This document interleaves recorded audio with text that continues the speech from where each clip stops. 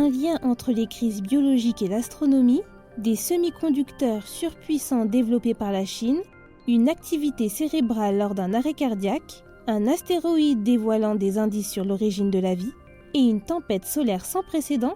Bonjour à toutes et à tous, je suis Adèle Njaki et bienvenue dans Fil de Science, le podcast Futura où l'on retrace ensemble l'actualité de la semaine.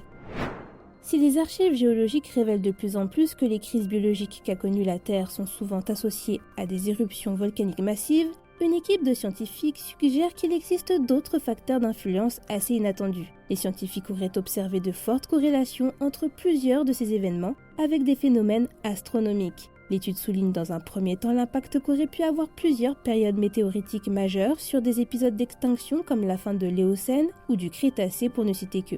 Des épisodes qui concorderaient d'après leur dire plus ou moins avec les âges de 4 cratères de plus de 100 km de diamètre, des chutes d'astéroïdes de grande taille qui auraient été capables d'avoir également impacté le climat, accélérant davantage la dégradation des conditions environnementales. Mais les chercheurs auraient également noté une forte corrélation entre ces événements et deux phénomènes associés au déplacement du système solaire à travers la Voie lactée. Les cycles galactiques et les cycles Milankovitch, qui témoignent des variations des paramètres orbitaux de la Terre. Si ces associations ne peuvent pas être le fruit du hasard pour les scientifiques, la convergence entre les cycles astronomiques et géologiques n'est cependant pas encore clairement établie ni expliquée. La rivalité entre la Chine et les États-Unis est loin d'être terminée et des tensions semblent ressurgir dans le secteur des semi-conducteurs. Le gouvernement chinois a annoncé cette semaine vouloir augmenter la puissance de calcul de ses supercalculateurs pour atteindre 300 exaflops d'ici 2025, une puissance qui représenterait le double de ce qui est utilisé actuellement. Cette décision a été prise malgré les sanctions et les importantes contraintes mises en place par les Américains envers la Chine, mais d'après ces derniers, cette acquisition serait fondamentale pour atteindre leurs objectifs en matière d'éducation et de finances. Le but serait d'après leur dire de stimuler leur économie grâce à l'intégration de l'intelligence artificielle pour optimiser ces industries. Mais pour booster à ce point ces supercalculateurs sans avoir accès aux composants essentiels, l'Empire du Milieu précise vouloir construire davantage de centres de données à travers le pays tout en améliorant ses infrastructures informatiques. Patientons jusqu'à 2025 pour voir si la Chine a tenu son pari ou non.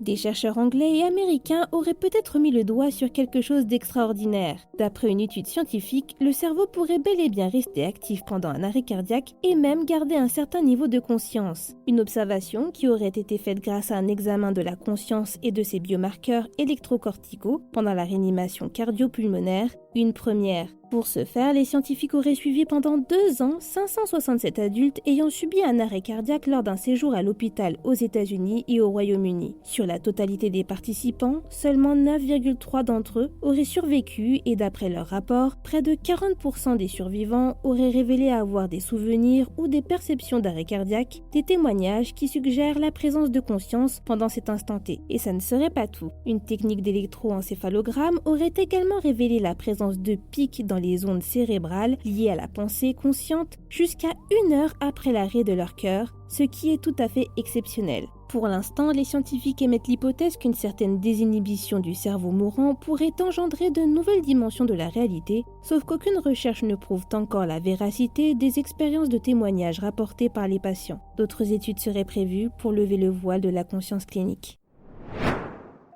Considérées comme un vestige de la formation du système solaire, ces roches pourraient bien nous en dire davantage sur l'origine de la vie. Des échantillons de l'astéroïde Bennu, rapportés par la sonde OSIRIS-REx il y a quelques semaines, auraient fait l'objet de premières analyses préliminaires. Et d'après la NASA, ces minuscules fragments contiendraient des carbonates et des minéraux hydratés, ce qui indiquerait qu'elles aient été en contact avec de l'eau par le passé. Pour démontrer la présence d'une abondance de carbone et d'eau sur ces échantillons, des mesures infrarouges et chimiques auraient été faites. Et pour augmenter leur chance de trouver des éléments prometteurs, les chercheurs auraient utilisé des instruments de pointe, dont un microscope électronique, à balayage ou encore un scanner à rayons X, produisant un modèle en 3 dimensions de l'une des particules. D'autres résultats devraient prochainement nous permettre de mieux comprendre ces échantillons cosmiques.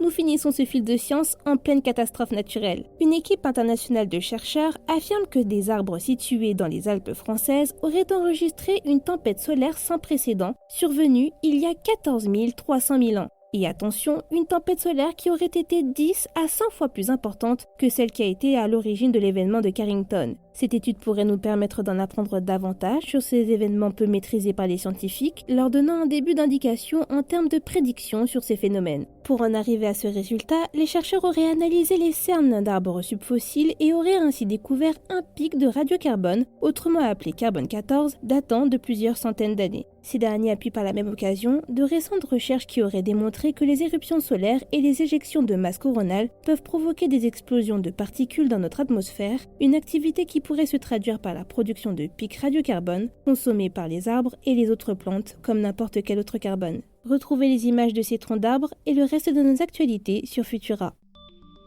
C'est tout pour cette semaine. Si vous nous écoutez sur les applications audio, pensez à vous abonner pour nous retrouver toutes les semaines et à nous laisser une note et un commentaire pour soutenir notre travail. Cette semaine, je vous invite à découvrir notre dernier épisode de Science ou Fiction dans lequel Mélissa Lepoureau vous révèle si le cancer du sein ne concerne que les femmes. Quant à moi, il ne me reste plus qu'à vous souhaiter un excellent week-end. À la semaine prochaine.